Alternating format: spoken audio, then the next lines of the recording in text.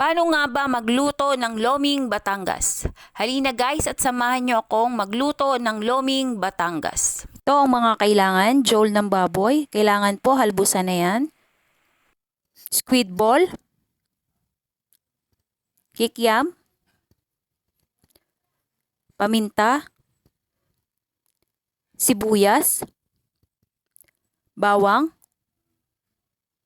atay ng baboy, beef cubes, pansit Mickey,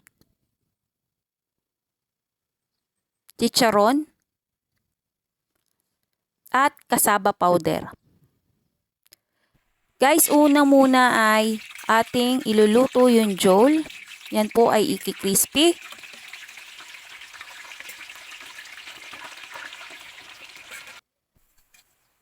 Yan guys, kailangan lang po ay bali-baligtarin lang natin yung ating jol na piniprito para po hindi siya masunog at pantay lang ang pagka-crispy nito. Guys, pag crispy na po yung jol ng baboy, ay atin itong itatabi.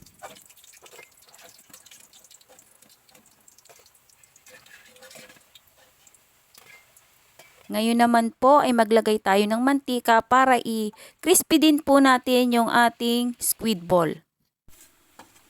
Halu-haluin lang po para hindi po ito masunog. Eto guys, at atin munang set aside yung ating squid ball. Sunod naman natin yung kikiam. I-crispy din po natin yan. Ayan guys, atin muna siyang iset aside uli o atin munang itatabi. Sunod naman po nating lutuin ay yung atay ng baboy. Gisa-gisa lang yan guys sa mantika. Lagyan ng konting toyo para magkaroon siya ng lasa. Yan, okay na po yan. Atin na po siya uling itabi. Magisa naman po tayo, lagyan natin ng bawang, sunod ang sibuyas, lagyan po ng beef cubes,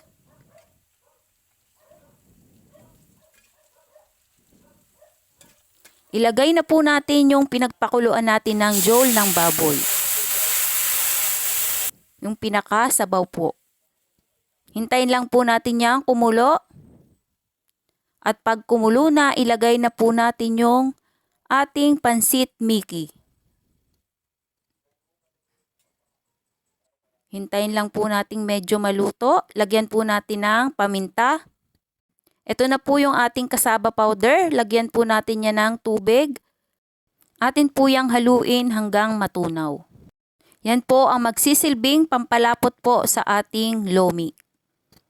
Ito guys, pag kumukulo na yung ating pansit Mickey na niluluto, lagay na po natin yung ating kasaba na tinunaw sa tubig.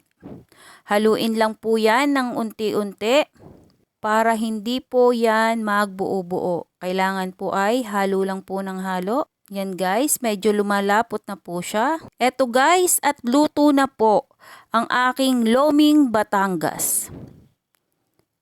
Thank you for watching guys.